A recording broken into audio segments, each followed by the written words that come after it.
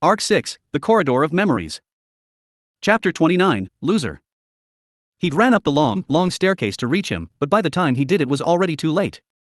He'd forced out a shout despite his heavy panting, overworking his already strained lungs. But neither his voice or his words held the power to change the situation.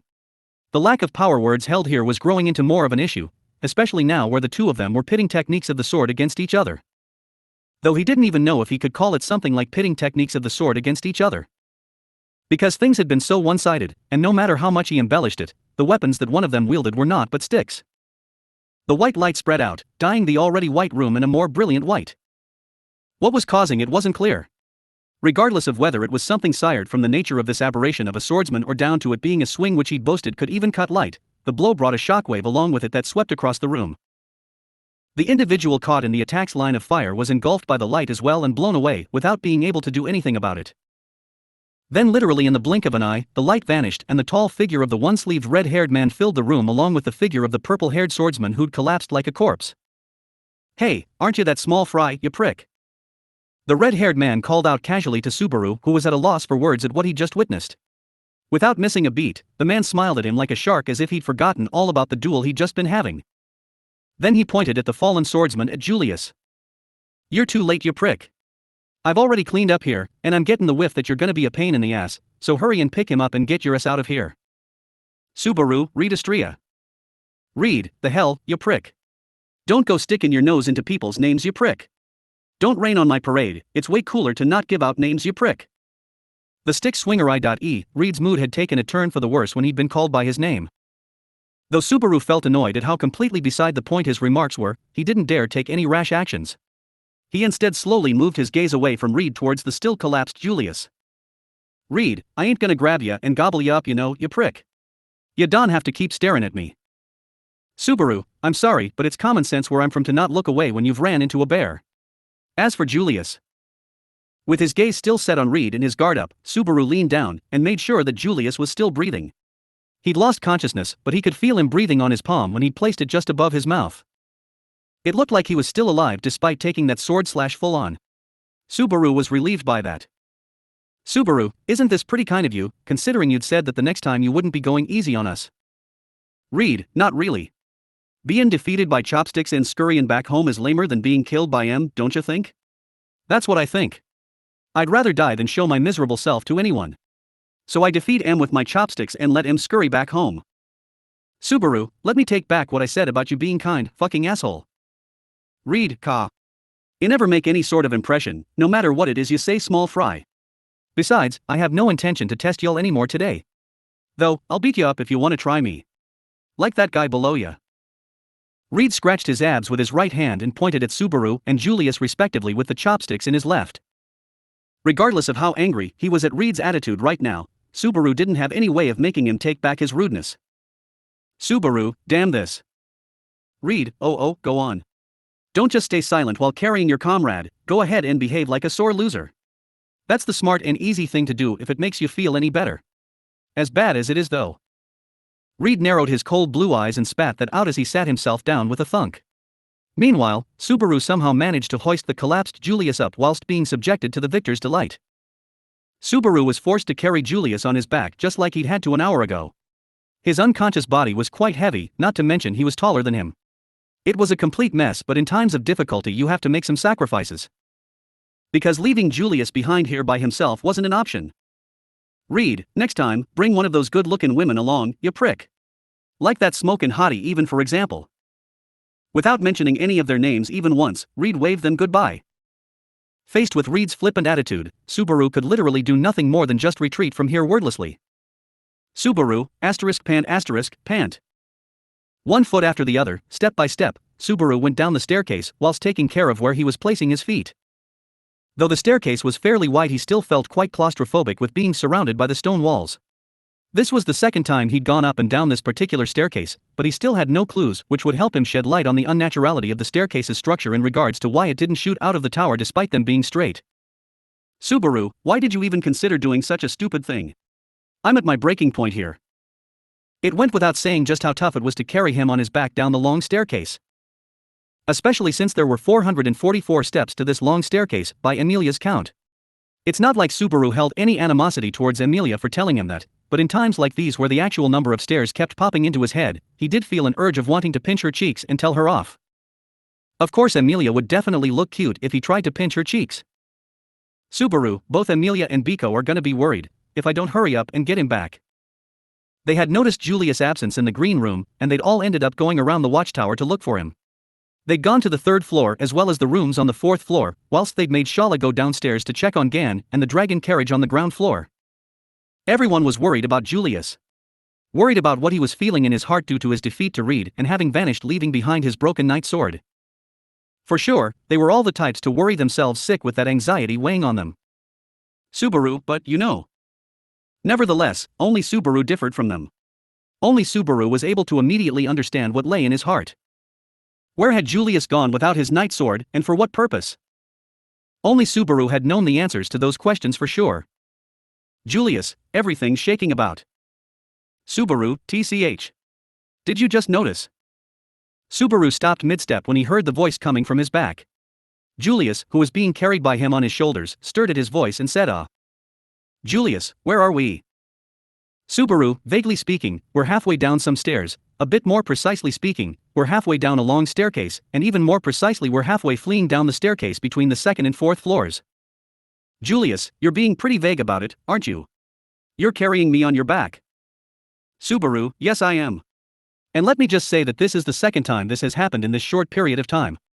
I'm having to do this again 30 minutes after I'd thought I'd never like to do this again. Do you get how I am feeling about this? Julius, it's no wonder that the ride's been a bumpy one.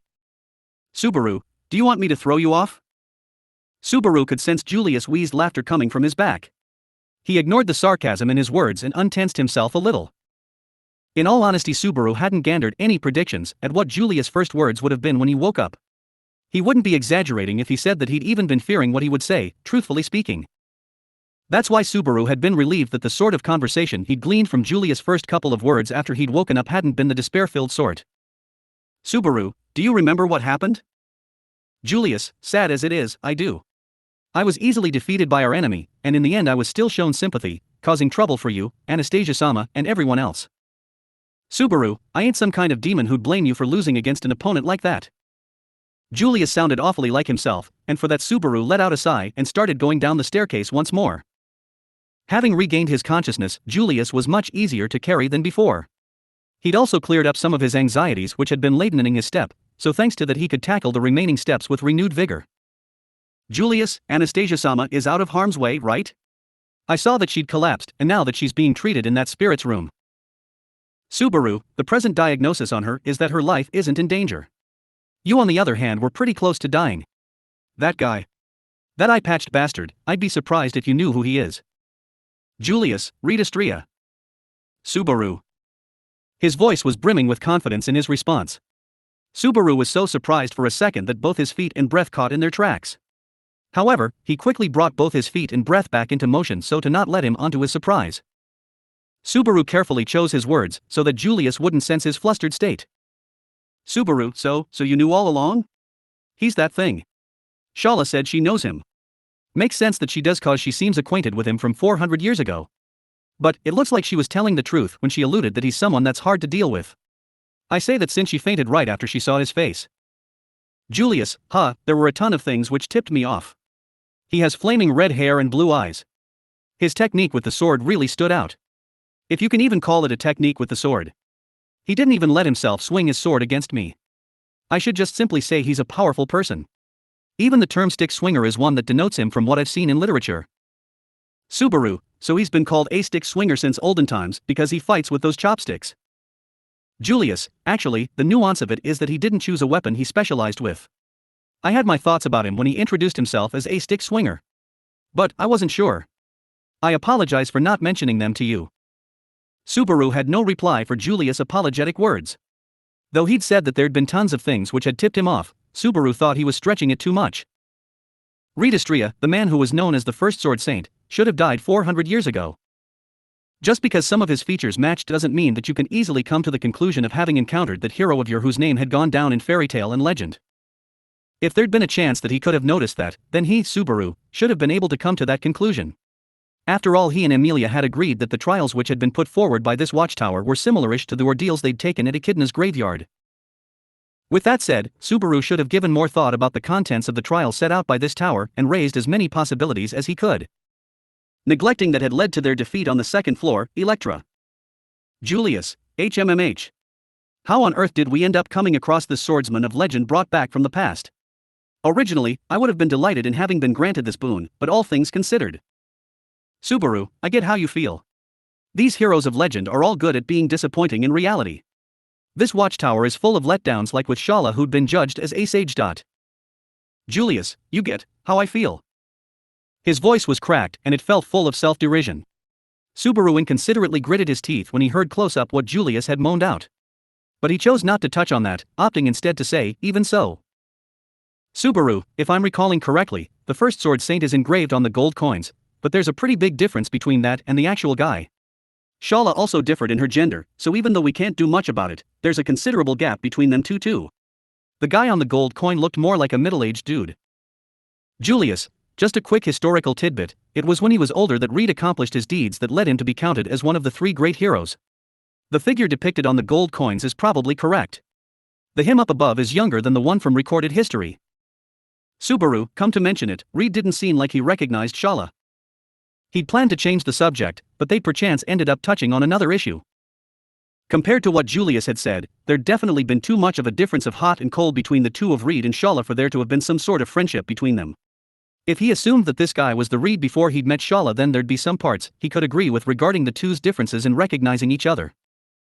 But when he took into consideration Shala's overreaction and the high likelihood that Reed hadn't remembered her name or face due to how he was, the basis of his hypothesis weakened. Subaru, if we take that as correct, doesn't that mean that they would have fought against the witch after their prime days?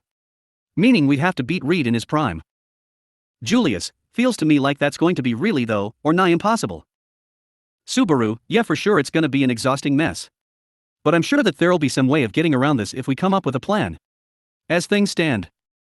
Subaru hesitated as he looked for anything that could help them against Reed. Right now, at this moment, he should have told Julius what was weighing on his mind, but he hadn't because his heart had stopped him in his tracks. Yet he'd been a little too slow. Julius, as things stand. What do you mean? Subaru, it's nothing. Julius, Subaru. If he made any excuses saying that he'd observed Reed and noticed a chink in his armor, they'd be immediately spotted by him. In actual fact, right now, he hadn't found anything that had let them get past Reed or anything that looked like a weak point, that was for sure.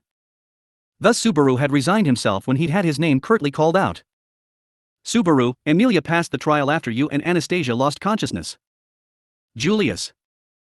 Subaru, that's all. The reason why she beat the guy down wasn't due to her being stronger than him. Let's just say that Lady Luck was at her side. Because Amelia is, well, unique like that. It was a bit difficult to call the end result a mere victory.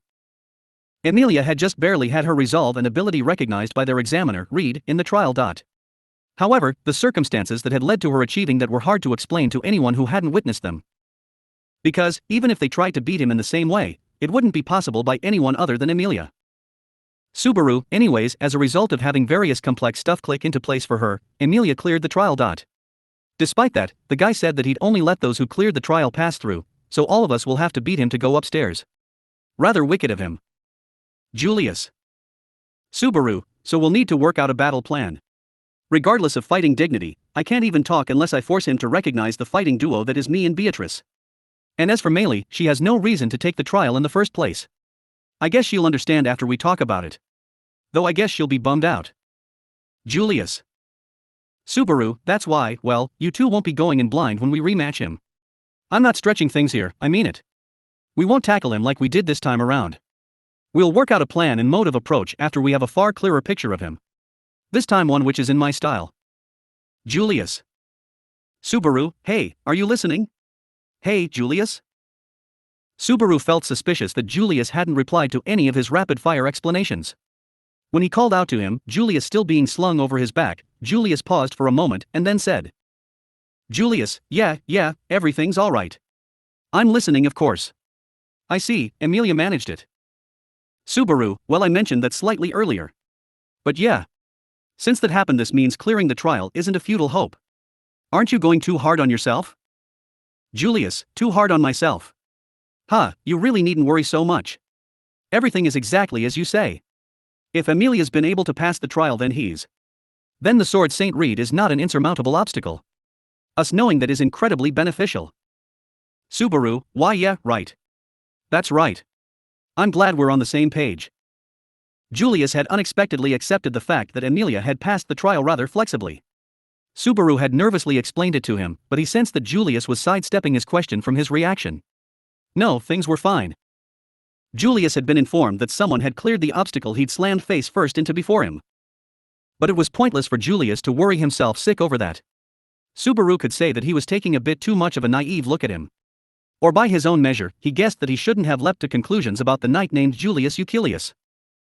As Subaru found himself embroiled by these profound feelings, Julius let out a long sigh and casually spoke out, saying, "So then, Julius, isn't it high time you put me down?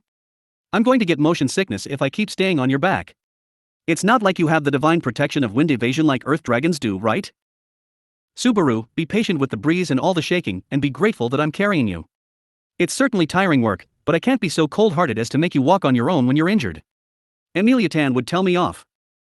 Subaru shook his head at Julius' proposal and jiggled his body, readjusting Julius on his back. Julius wasn't at all in a good condition right now. No matter how skilled the room spirit was at its work and how much treatment Julius, whose whole body had been knocked about, had been able to receive, he'd only spent a few dozen minutes in the green room. That, and he hadn't been able to receive any treatment from his second defeat.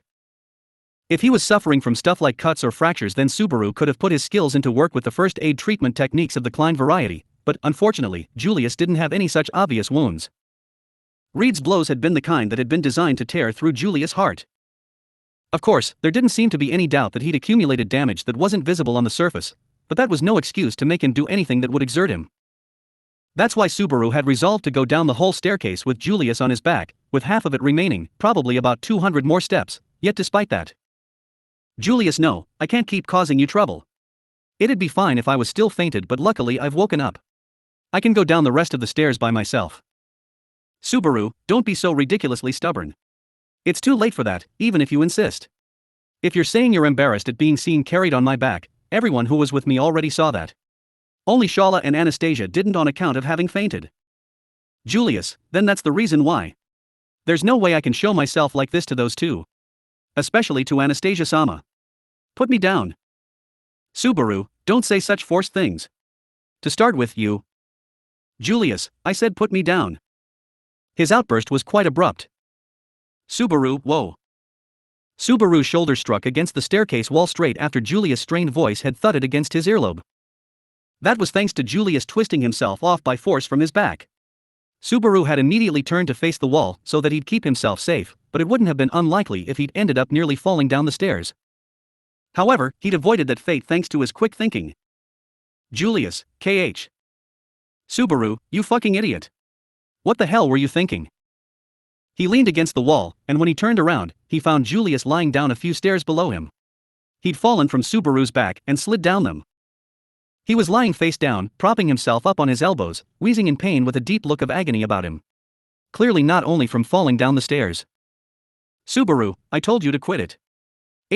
Stay right there, you dumbass. I'm coming over to you." "Julius, you don't need to." "Subaru." "Julius, I can stand by myself. I don't need you to help me." Subaru had tried to run down to him as quickly as he could, but he was stopped in his tracks.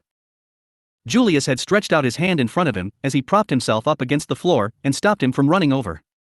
Still panting heavily, he scrunched his face and managed to raise his body up. He leaned against the wall and slowly lifted his lower back up, stretched up his knees and stood up, though still using the wall to prop himself up. "Julius, see, didn't I tell you so? That it'd be easy for me to stand by myself." Subaru was at a loss for words at what Julius had said, who in some respects sounded like he was casting everything aside. Julius turned himself around and with the right side of his body pressed up against the wall, he began to slowly climb down the stairs at the same speed that a baby crawling along the floor would. One step at a time, as if he was forcing himself. "Julius, it looks like it'll take me a bit more time, but this way I won't cause you any trouble. More importantly, the girls downstairs are worried. I'm grateful that you seem to be looking past what I've done, but it wasn't just you who went out looking for where I was, right? Step by step. Julius, if possible, would you be able to go downstairs before me and explain to them what happened? Though I think it's probably best you leave the full story and apologizing to me. You just need to tell them that you found me and try to make them feel less worried. Slowly, one step at a time.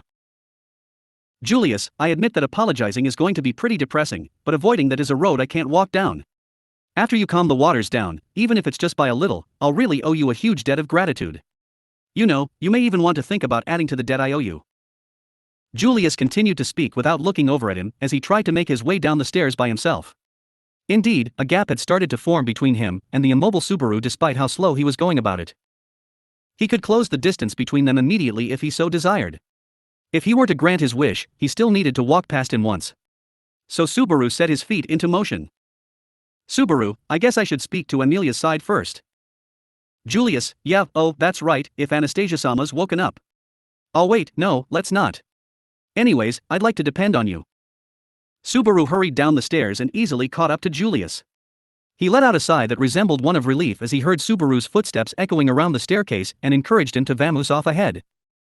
No, not vamoose off ahead. More like he'd encouraged him to not wait up on me. Subaru. Subaru could understand a little about what lay in Julius' innermost thoughts with what he'd said. The reason why he was able to was the same one why only he, and no one else, had immediately gotten the hunch that Julius had gone to challenge Reed. There was unmistakably something in common between that which Subaru had felt back then and this somewhat similar incident. That's why, back then, Subaru had. Subaru, TCH. God damn this. Damnthus. Dumbass. We're both huge dumbass. For fuck's sake. Subaru spat out his frustrations, kicked the staircase, and then made his way towards Julius. He was not going to walk past him, now flustered, leaning against the wall. Instead he grabbed his left arm and propped him up by unceremoniously draping his arm over his shoulder. Julius, hey, Subaru, what are you? Subaru, shut up. What are you doing, standing up by yourself? It's plain as day that you're struggling to stand up straight. Like I'd ever be able to let myself prance off and leave a guy in your state here. I'd be first in line to say just how disgusted I am at myself before Amelia even has a chance to tell me off. Julius, but I'm... Subaru, this is me we're talking about. I wouldn't lend you a hand if you didn't really need one. Even under normal circumstances, my hands are always filled with this, that and the other. If you seriously don't want to borrow my strength then quit hobbling about so miserably, it's really trying my patience. Julius. Julius remained silent as Subaru shouted at him with spittle flying out from his mouth. As soon as Subaru saw that Julius had hesitated in going against him, and that, for now, he'd lost the strength to shake him off as he'd been doing, he started to walk again whilst still lending his shoulder to Julius whether he liked it or not. Julius had no time to go against him, now that he'd set the pace like that. Subaru, I'm not going to act like I know or understand what's going through your heart. Julius. Subaru, but right now, you needn't walk down these stairs, these long-ass stairs alone, all by yourself. I will lend you my shoulder, and I won't think of it as a debt either. Talking about lending, borrowing and debts was ridiculous. If he put it like that, then how much did he owe Julius?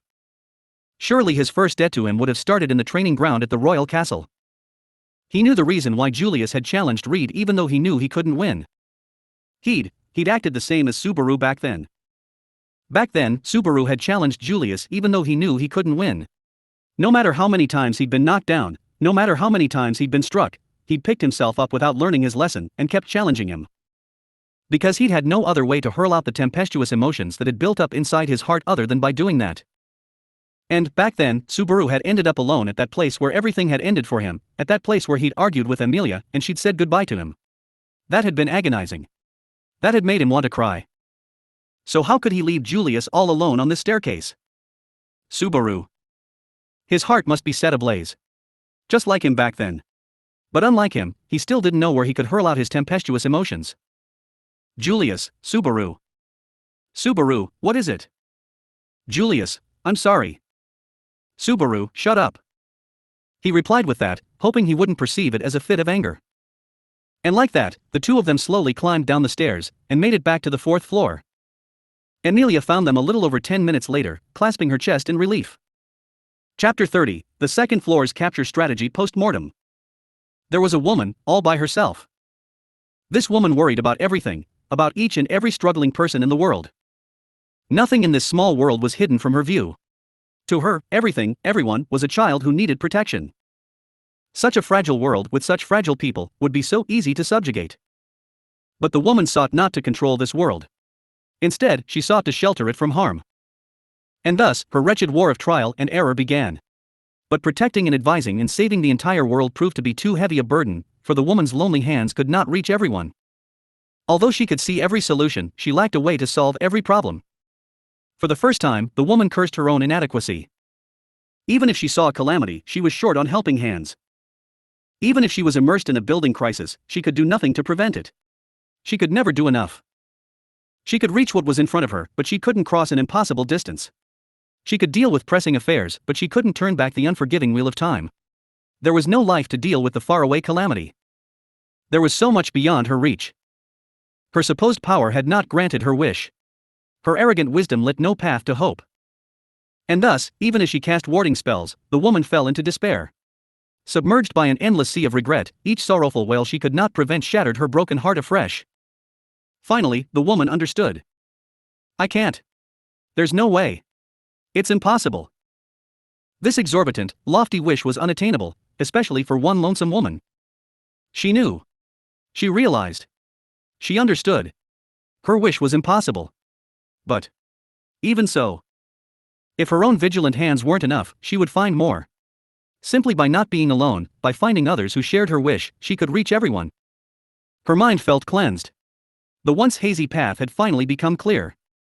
Her wish could finally reach her once inexorable lament, those once inevitable tragedies. She joins forces with the instigator, bequeaths the battlefield to the heavenly sword, makes a deal with the dragon and pushes forward towards her greatest wish. Surely, she could fulfill it. Surely, it would come. The promised denouement of her great wish. No matter what, at any cost, soon, maybe tomorrow. It was, of course, on its way. Saved. They'll all be saved. The way to save them, I can see it. The path to salvation. Even if there were a price to pay in blood, she needed to prevail, for leaving her struggle unfinished would render it meaningless. Even if her instigator were to disappear, even if her heavenly sword's smiles were to vanish forever, even if her dragon were to levant to faraway skies, she could not surrender. Even if her first allies left her side, she lost her way, for the once lonesome woman was no longer alone. It has to be there. I know it was there. I need to know. She walks a road paved with corpses, designating countless lives as sacrifices, all for the sake of grasping her greatest aspiration. One day, with a sufficient amount of knowledge, her hands could reach each and every tear. For the first time, she truly believed that she could reach it. So, consumed by that sacred wish, the woman struggled through excruciating despair. The witch of greed bled avarice in the wake of her yearning. Emilia, Julius has to properly rest here, until all of his wounds heal. This is the most absolute of the most absolute. Practically throwing a very worn-down Julius into the green room, Emilia scolded him. She had gone to meet them, and had heaved a sigh of relief when she saw Subaru, with Julius supported by his shoulder, coming down the long stairs connecting the second-floor Electra and the fourth floor. To be able to switch between emotions quickly was indeed a virtue, and they were thankful she did not pry into the matter further. It was a clever move, as there was no reason to prepare an excuse if one did not ask for reasons. Even if, in truth, she had a mountain of things to ask. Emilia, even if I don't, I'm sure Subaru will ask all the important questions anyway. So, I'm going to have you rest properly, and everything can come after. Right. Subaru, yeah, pretty much. There's nothing I can say against that, and I don't plan on going against Emilia Tan's opinions. Get some sleep. Subaru put Julius down on a bed of ivy near the entrance of the green room. Beside him, both hands on her waist, Emilia proudly puffed air through her nostrils. That too was a cute gesture. After hearing what the two had to say, Julius brushed over his bangs and sighed. Julius, naturally. I am already but putting a burden on you and Emilia-sama. Even after all this, I can no longer act with such shamelessness. I will follow. Subaru, man, just a simple god, it would be enough here. Emilia, that's right. There's no need for that formality stuff. You're injured, so it's just a matter of you staying put until your injuries are healed. It's completely fine to be a burden. We're friends, after all. Julius. Emilia, Patrash, I'm leaving Julius in your care. If there's anything wrong, just cry out loud. We'll come running, okay? Slashing away Julius' roundabout way of showing gratitude, Emilia called out to the corner of the room, beyond the ashamed Julius where Patrash was healing her own wounds. The head count of the green room increased to 3 people and 1 animal, the unconscious duo of Rem and Anastasia, and the wounded duo of Julius and Patrash. Because of how the green room had a limit on how many people could remain present at a time, Subaru and Emilia could not remain to keep an eye on them. Thus, it was better for one of the injured members to keep an eye on everyone else. Normally, that job would go to Julius, however. Julius, to have Emilia-sama insist this much, I have no face to show. I will quietly do as told. Subaru, it's kinda tough to get back trust once you've lost it. So in that respect, it's kinda hard to get past Patrash, who's always kinda scoring full points for trust. If there's any funny business going on, it's fine to not hold back and bite him, Patrash. Patrash. She snorted as a sign of accepting Subaru and Emilia's words, or at least, it could be taken as such. The best girl of the Emilia camp, their own understanding Lady Patrash, seemed to feel a sort of responsibility towards Julius for letting him leave alone just now. Her eyes shone with a strong will, as if to say that there won't be a next time. Subaru, look. Even Patrash is going, thou shall not pass the next time. Emilia, you know what, it's very strange, but you're right. She does look like she's saying that. Subaru, but, according to our bilingual head internal affairs official, more or less, the nuance is right. But since she's a lady, she might end her sentences with a de what, you know?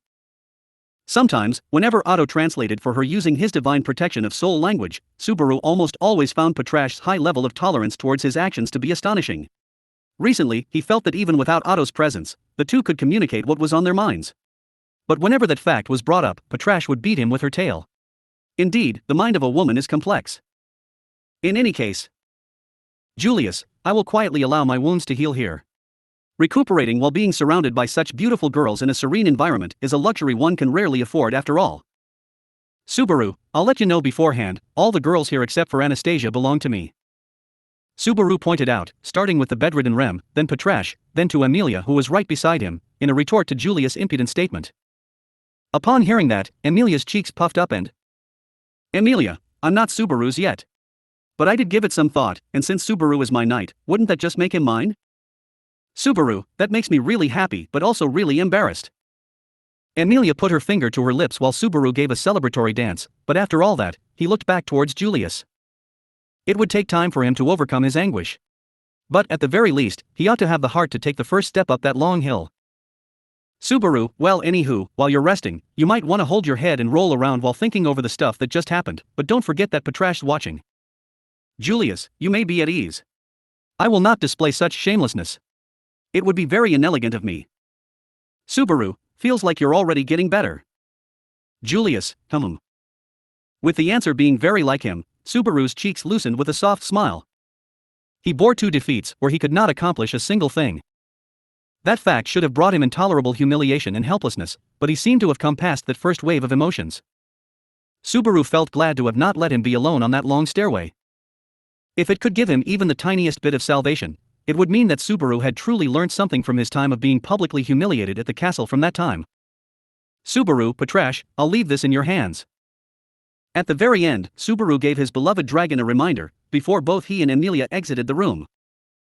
Upon their departure, Patrash got up and took a seat nearer to Julius, in a position to better keep him under her watch. Seeing that, Julius put on a bitter smile. Indeed, Patrash was a wise dragon, faithful to her instructions. Considering her spirit, and Julius' mental condition in mind, it was safe to assume that the members of the green room would be okay. Emilia, should I freeze the door just in case? Subaru, I'm always pretty amazed by Emilia-tan's imagination, but let's leave that as a last resort thing, yeah? Don't want to anger the spirit in that room either. Emilia, you're right. Fufu, I just wanted to see what you'd say. I was just joking. Cutely sticking out her tongue, Emilia apologized. Seeing that, Subaru pursed his lips, deciding not to tell her that he'll keep that as a possible option. Worst case scenario, he would consider keeping Julius put with force. In that case, the best person to stop Julius would still be Emilia, speaking both from her position and from a power perspective. Fortunately, because Julius' mental state was stabilizing, Subaru felt relieved that there was no need to take such measures. Subaru, let's leave the matters of the green room to its resident spirit. From what I saw, Patrash's wounds seem to be healing really nicely, so Julius will get back up soon too. Emilia, that's right. Julius' injuries.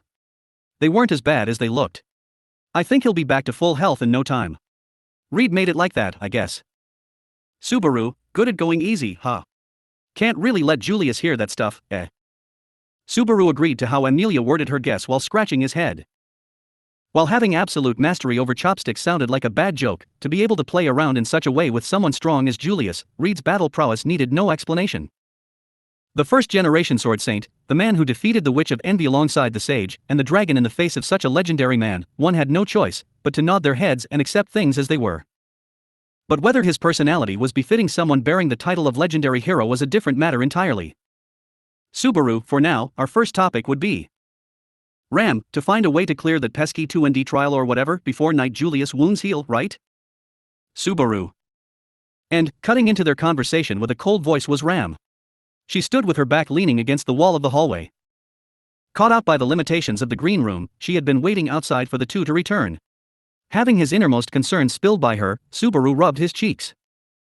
Subaru, is my face really of the variety that gives away everything I'm thinking so accurately? Ram, I just put together whatever worries were on your face. Right now, the things Barossa would be worried about are all inside of that room. That's all there was to it. Subaru, hell, that's not even close. I'm worried about everyone, obviously including Emilia Tan and Biko, but I'm also concerned about you, dearest sister. It ain't limited to the people occupying that room. Ram, ha! Ram ridiculed his thumbs up with a snort. Subaru looked on, lips pursed in a pout, as Ram began walking away with her back to him. Emilia covered her mouth as she giggled right beside him and... Emilia, it's okay. Ram just got a little flustered. She's just not really honest. Subaru, I feel like you're really biased here, but if Emilia Tan says it, well. Watching her from the side, Subaru turned and cracked his neck, before chasing after Ram. Ram was headed towards one of the smaller rooms of the 4th floor. Upon stepping inside of that room. Beatrice, you're late, I suppose. Kept us waiting for too long, in fact. Julius is doing fine, I suppose? Her voice came from the dead center of the room, where she was sitting. Looking straight up at Subaru and Emilia, she showered light abuse, with a bit of a worry for Julius mixed in. Subaru bitterly smiled at that dishonest attitude of hers. Subaru, don't worry. Seems that worst is past him for now. He's got a pointlessly strong sense of responsibility, so he'll be reflecting on what he did, I'm sure. Well, he won't be causing any problems anytime soon. Beatrice, if Subaru say so, I'll take those words at face value in fact. That way, our problems can be narrowed down further, I suppose. After discerning Julius' condition, Beatrice pulled in her chin. Nodding at her words, Subaru moved his eyes over the room. The small room was one of the many on the 4th floor of the watchtower, and it was also one that held all of the group's hand luggage. They all sat down in a circle, with Subaru and Beatrice facing Emilia and Ram respectively. With that, Subaru, I need you to tell me more about that guy Shala. Shala, master's looking really scary. But, I don't hate it when he's tough on me like that either. It's a love-hate thing. Ram, as she says, master. Disgusting. Subaru, I object. Wrapping her arms around her voluptuously feminine body, Shala squirmed while Meili sat atop her lap. Ram took her crazy behavior too literally, but to Subaru, those false charges were too much to take. Anyway. Subaru, first of all, I'd like to thank everyone for helping with looking for Julius. Even if we don't want it, the guy will likely come around later to apologize himself, so for now he's fine. Emilia, it's fine. I told Julius too, but I'm just glad we found him safe and sound. I'm sure everyone else feels the same way, right? Ram, I would prefer to not have my opinion be the same as Emilia-sama's. Subaru, say what now? Subaru had tried to lead the conversation forward, but it quickly seemed that there was a difference of opinion between Ram and Emilia. Ram pointed a finger towards a surprised Emilia and started. Ram, please listen carefully. As far as I have been reported, the 2&D trial needs to be overcome by everyone present in the tower. And yet Knight Julius took matters into his own hands without consulting any of us, and made a second attempt by himself. If there was a single misstep here, it could have broken down the cooperative relationship we have built between Anastasia-sama's faction and ours. Emilia, because, from his actions alone, all of us could have been disqualified? Ram, if that were the case, our entire journey would have been for nothing. It is also uncertain whether the second floor examiner would even let us go safely. That includes that fake sage over there. Ram's eyes took a glance at Shala while she was explaining everything to Emilia. Perhaps she had not considered to be a topic of conversation, so she pointed to herself and asked. Shala, me? Does fake sage mean me? That's really unthinkable, calling me that. I've never called myself a sage. The only name I give is the only one master gave me, and that's Shala. I'm devoted to my one and only master. Ram, disgusting. Subaru, stop looking at me and saying that. I won't deny what you're saying. Putting the excessive things aside, considering what could be the worst-case scenario, Ram's assumptions could not be put to rest. Julius' actions put everyone at risk. Even if he had not completely grasped the gist of the 2ND trial, or rather, because he had a complete understanding of the situation, that his actions were even more careless. Ram, that it was unlike the knight Julius, is something I, who barely knows the man, cannot say. But taking even gluttony into account, I thought of him as a person who would not do such things. Subaru, well, I do agree with that. But my line of thinking is a bit different than that, since I know the guy. I chalk it up to being manly measles. Ram, measles? Subaru, should I have said chickenpox instead? Ram. In any case, it had the nuance of a disease everyone had caught at least once in their lives. As such, measles or chickenpox could easily be compared with Julius' actions, and would be more easy to digest, but getting them when one is an adult can have serious consequences. Especially as it can be fatal when it appears. Subaru, that it wasn't fatal this time. Let's just be happy with that and let him off. Ram, I just don't want to be pulled back by others. She looked away from Subaru and whispered. Seeing her cheek stiffen, Subaru raised his eyebrows. Beatrice, the elder of the sisters, hasn't been feeling too well ever since she came to the tower, in fact. Maybe the fatigue of a long journey has finally caught up to her, or maybe the horn therapy is not working as well for her, I suppose. Subaru, or maybe there's something else that's bothering her. Heck, that's probably it. Sitting right next to him with hands held, Subaru and Beatrice whispered to one another. To take out her frustrations of Julius' actions and irritation of being unable to see a way to clear the trial on Subaru and Shala was very far from Ram's usual behavior. It was likely that the source of that frustration came from looking at the method of saving Ram in the face, yet being unable to reach for it. Of course, it would be wrong to say that the fatigue or the injured horns pointed out by Beatrice were unrelated to that. Both mind and body were unwell. All of those were the likely factors working behind Ram's outburst. Melee, Wheel, do you guys just want to fight here? Or would you guys want to get the convo moving? If you don't decide soon, I'm not gonna be taking part, you know. In an instant, Melee put a stop to the worsening condition of the place. Snuggling beside Shala, fingers playing with her braids, she lazily scanned everyone present in the room. Melee, please stop fighting if you can, Kay? I don't like it, getting hurt or being afraid. Subaru, you. No, you're right. That bystander position of yours saves us a lot. Melee, is that so?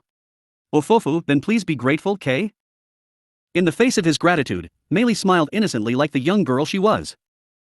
However, that smile of hers also had a bewitching allure to it, subtly describing her dangerous nature. Even in the face of that smile, Subaru offered his gratitude to her.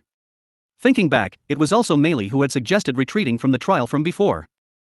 Having someone as a companion who was able to tell when to retreat depending on the situation was a big plus. Subaru, keep it up, alright? It's important to look at things with composure. Melee, you're really feeling good, huh?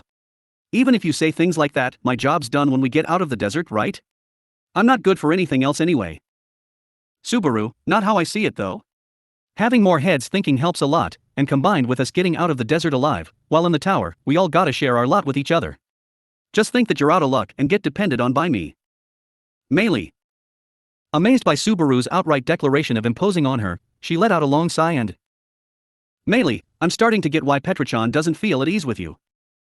Subaru, Petra's what now? Melee, it's nothing. That aside, don't you want to ask the naked one-san some stuff? Turning her face away, Melee stood up and began shoving Shala's back. Probably not because of the strength of her tiny arms, but Shala cheerfully came forward and took a seat right in front of him and slightly bowed down her head. Shala, I may be slightly inexperienced, but I leave myself in your care. Subaru, that's a very admirable attitude you have there.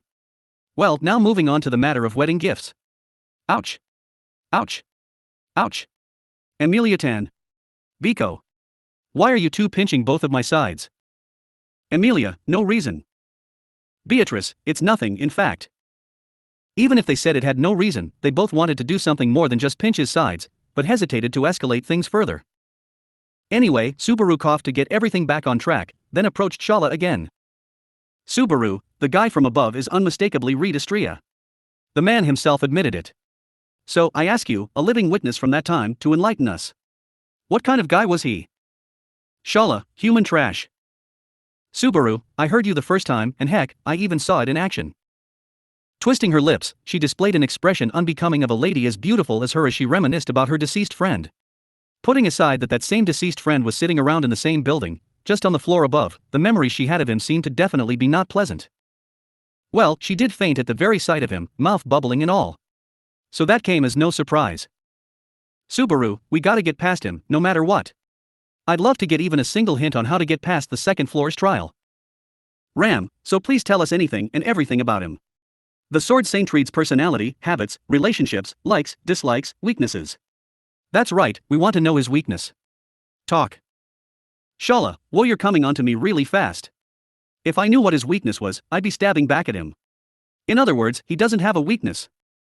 Ram, tch, useless. Shala, you little girl, acting like you're hotter than master. Maybe she did have pride as a sage, but she seemed to take offense to Ram's high and mighty attitude.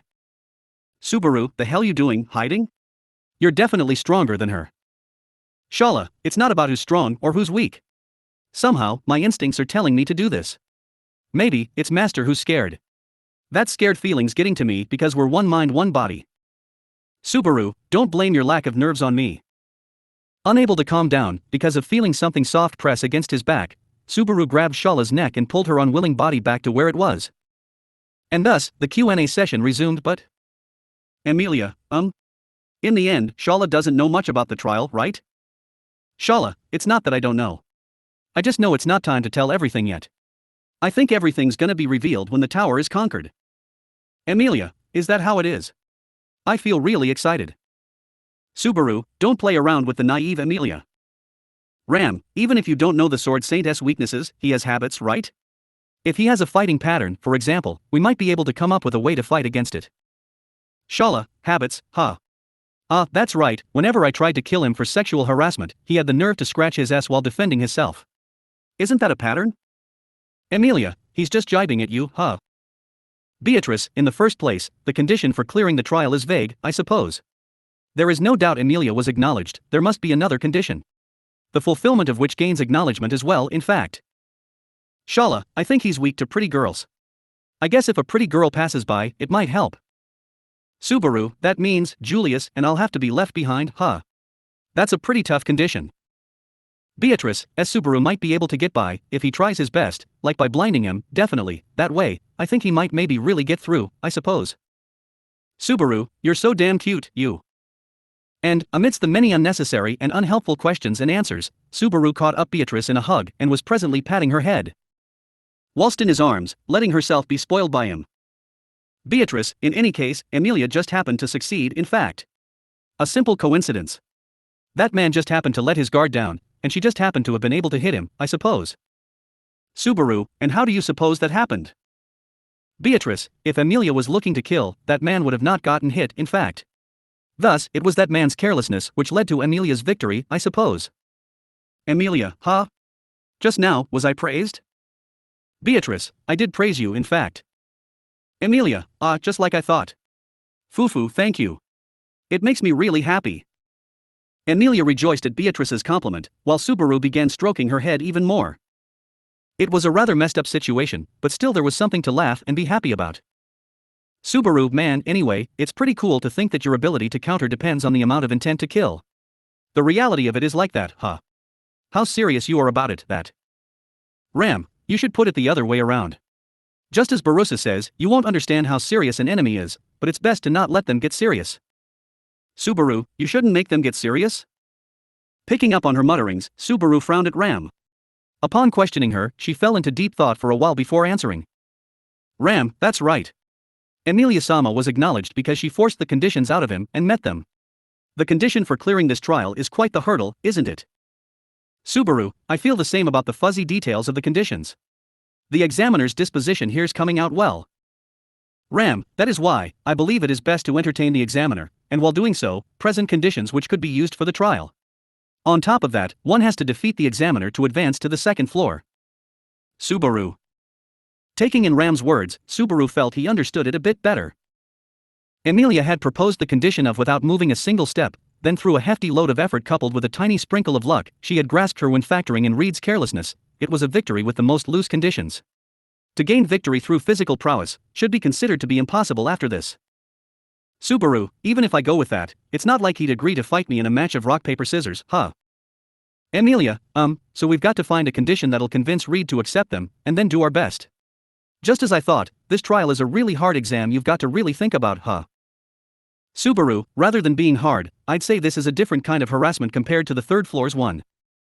The first was the test of wisdom, of an otherworldly kind, and after that came the test of strength, on the level of the world's strongest, was contrary to their conclusions, so there must be something else that is the main topic of this trial. In other words, while the second floor's trial was different from the third floor's, it was indisputable fact that the nature of these two trials showed the depth of the wickedness of the watchtower's creator, the elusive sage. All that was left was, Shala, isn't fine in all this way. Just take it easy. No need to be going in such a hurry. Subaru, even if you put it that way, you know. Shala looked over everyone busy with their own thoughts, then while sitting cross-legged, leaning left to right, she spoke in a casual way. In response, Subaru and others frowned at her, but she took it all in stride while indulging in the fun feeling that showed on her sparkling eyes. Shala, I'm hoping Master and everyone else just stays here forever and ever and ever. I've been waiting for Master to come back home for hundreds of years, so. Subaru, that's. Shala, you guys can take as long as you want, as long as you like, to clear the trials. I'll be watching over you always. No matter how many days, years, or even hundreds of years it takes. Those were words that could not be laughed away, because of the weight they carried. In that light tone and soft smile, she gave to everyone, no, to Subaru alone, for whom she bore a heavy, heavy love, the weight of hundreds of years. The weight of being told by the sage to live in the watchtower, and to protect it. Shala had said. It was forbidden to leave the tower without finishing the trials. And if that were violated, then she would, even if it were her beloved master, the current target of her affections, Subaru, she would show no mercy. Even if they proclaim words of love, even if they maintain an amicable relationship, that did not mean they would be allies. The star's keeper of the Pleiades watchtower, Shala, was yet but another. Shala, it's fine to just stay here and have fun with me.